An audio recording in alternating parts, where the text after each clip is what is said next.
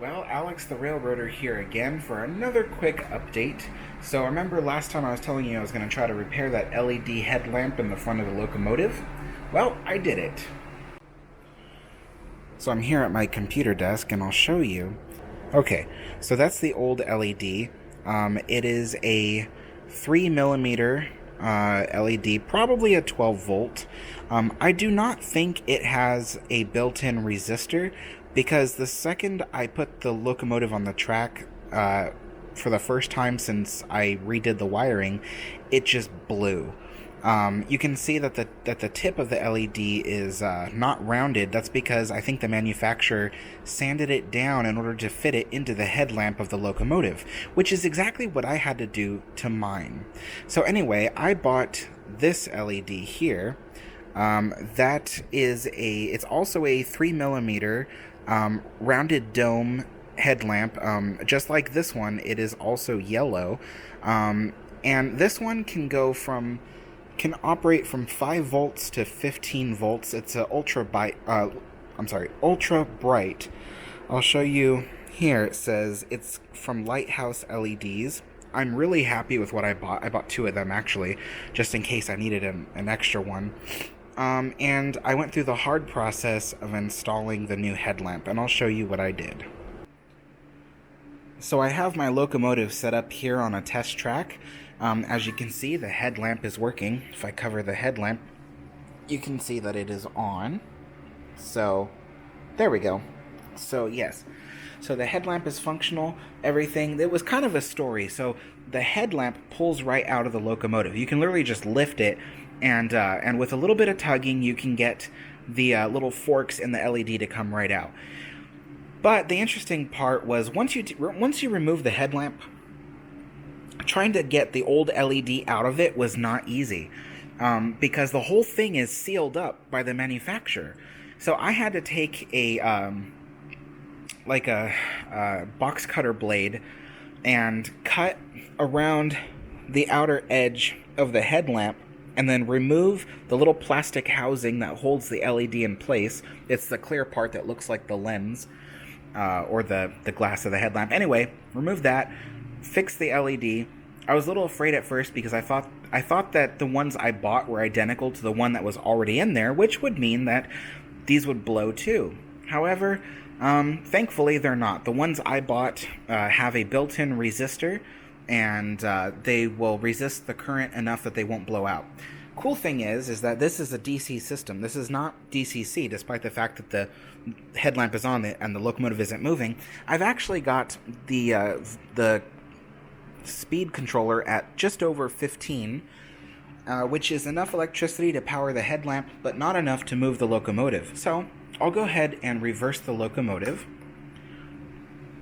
move it all the way back.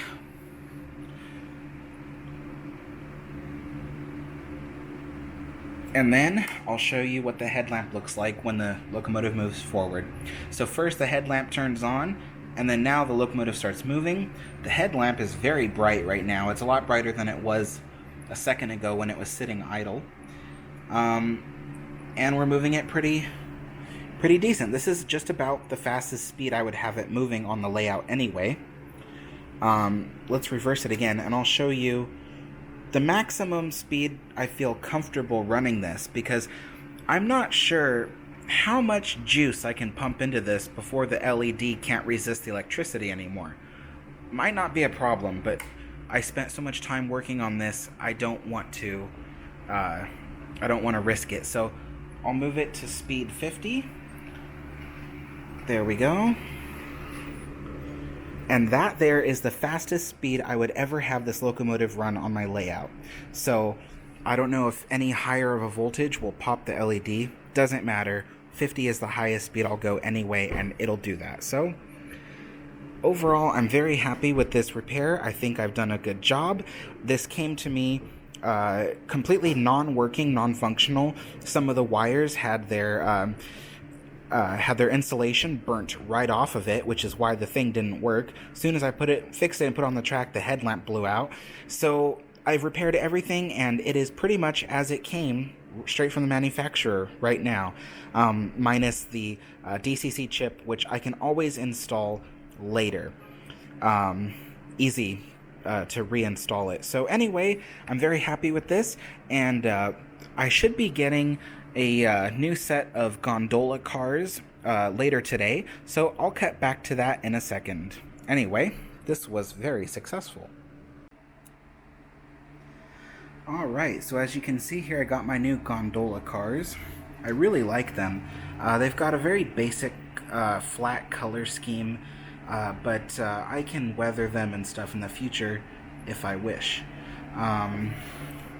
They're really nice, and as you can see, I've loaded them with enough quarters that the combined weight of the two cars is about 925 grams. Now, the reason why I've done this is because in the future, I plan on getting 4-passenger coaches, a lot like this one here. So this passenger coach is the same make and manufacturer, Bachmann, of the passenger coaches I want to get. I want to get 4 of these, but in a yellow color. But I wasn't sure if this Forney could pull 4 of them. So I measured the weight of the passenger coach that I do have, which is identical, and it weighs 220 grams. So if I want to pull 4, then this Forney needs to pull 880 grams. So the combined weight of these two gondolas is 925 grams with all these quarters weight on it. And I set up a little curve here and a test track to see how well this locomotive can pull that weight. So let me go ahead and try this out. Let me pull the controller closer so that way we can see. All right.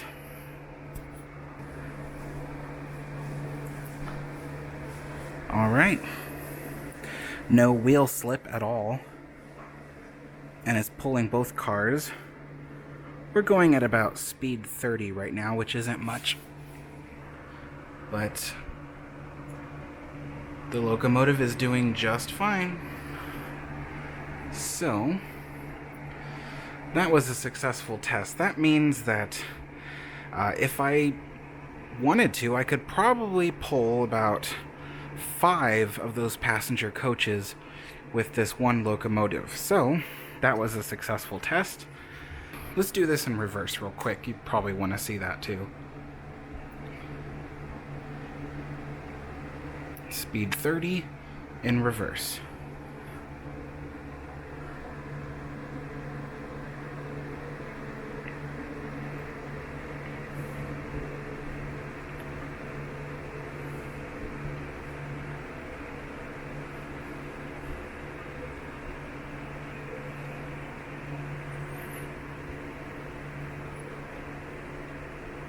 All right, there we go. All right, everyone, Alex the Railroader here. Just to give you a brief update on the track layout of this new layout thing I'm making. Anyway, this isn't scripted, so I'm sorry, I'm just kind of babbling on. But anyway, I've created this preliminary layout on a program that allows you to use already well-known track rails and snap them together virtually and create a layout. So anyway, I'm going to be using a lot of FlexTrack from the Micro Mark company that does ON30 scale track work. But nevertheless, I needed something to visualize and help me to do the math. So this is the layout. Now, people would be standing right here towards the front of the layout. That means everything on this bottom part of the layout is in the foreground, while everything on the top of the layout is in the background. So first thing you see here is like the longest stretch of straight track on the main line. And this would be where the depot will be, just about right here. And then there's a branch line that goes into a locomotive house, a storage house, not necessarily a roundhouse. Engine house, that's what I'm trying to say. There'll be a engine house here with enough space for the Forney, which will be on the straight track here, and then on this curved offshoot will be the Porter locomotive that I have. I might buy another one. We'll see. And then on this offshoot here, I will store a small freight train that the Porter can pull, as well as the Forney if I so wished. Now, over here, over a large hillside that will cover this portion of the main line, this whole area I'm circling would be the town. All of it in O scale, and it would stretch with a road leading down to the depot. Further on this way, once the train hits the first curve here, it will go over a massive trestle bridge over a canyon, like a rocky canyon. And the canyon would be carved out by a small stream at the bottom. There will be a stream that will extend off the layout into oblivion. And then right here in the center, basically, will be a large mountain range, kind of like the hoodoos of Bryce Canyon, with even a large rock arch going over the stream, which sources right about here in a rocky area that is, again, also kind of off the grid here that we can't see. But the switch is for extra train storage. I might be able to store my 4-car passenger coaches back here, plus maybe a few other cars as well. And the track will extend further out this way. It's just I'm only allowed to put so many pieces on this board before they tell me I'm done. 50 pieces to be exact.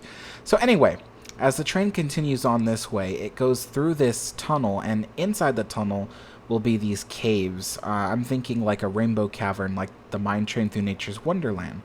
After all, that's kind of my inspiration for this as well, and I'll get to more of that later.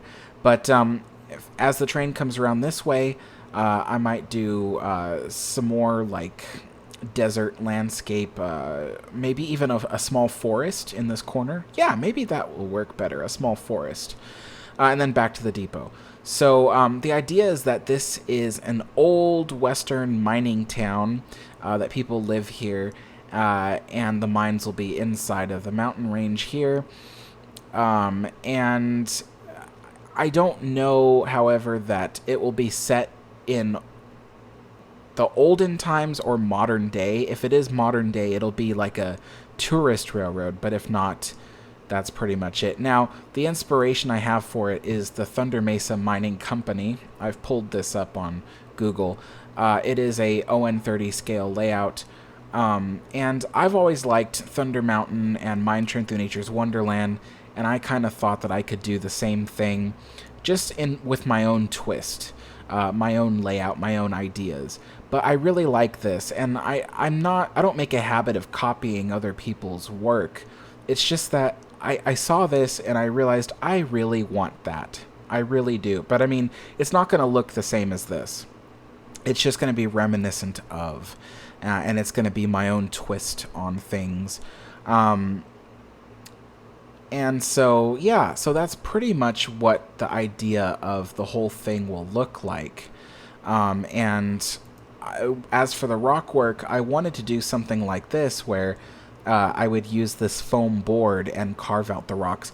However, I found out this pink foam board, which is made by Owens Corning, it is not sold anywhere within 1,000 miles from where I live, and I can't have it shipped to me. So, and I live in Southern California, so that's really not a big deal, but I mean, you can't get it. So anyway, I'm going to be switching to a different tactic. I'm going to be using a different type of foam. I can't think of it right now, but it's the white foam that you usually get foam cups and foam plates made out of. Anyway, it's going to be a foam board like that. I'm going to cover it in plaster cloth, and then over the plaster cloth, I will put sculpting plaster, and I will sculpt the rock work out myself. That seems to be the easiest way to get what I want done without having to go through some massive, crazy effort to acquire this special foam board. Anyway, that's kind of a quick update on that, and I want to end this really fast because I don't want this to continue on. But, I mean, the recording session, because, again, it's not scripted, and I'm just going off on tangents.